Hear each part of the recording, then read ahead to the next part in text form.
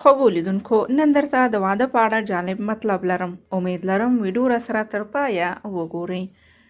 وایي چې هر ځوان چې غواړي د پیغلې سره واده وکړي او د هغې سره شریک ژوند تیر کړي باید د هر نظره د ژوند ملګری د ځان په څیر انتخاب یا وټاکي او باید هغه یې مخکې لیدلی وي، د هغې سره مینه محبت ولري او هغه لایقه د واده وګڼي. او پام مو وي چې مقابل طرف هم باید له تاسو سره مینه محبت ولري.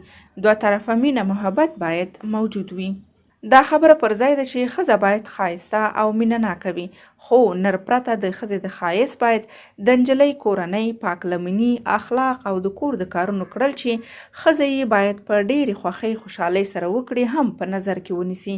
ځکه زیاتره لیدل شوي نر او ښځه چې له یو بل سره جنګ دعوې کوي او له یو بل څخه ګیلې او شکایت لري، وایي ما له تا سره د اوله مینه نه لرله، مجبوره وم د پلار یا مور یا فلاني خبره ومنم، ګنې د اوله ما له تا سره واده نه کولو.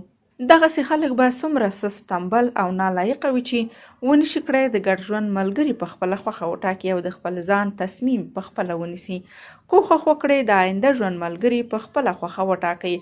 که یې ښځه هم د فرښتې په شان درته تعریف کوله خو ستاسو له نظره ښه نه وه، د هر نظره هیڅ وخت د هغې فرښتې سره واده مه کوئ، ځکه ښه آینده به ونه لرئ.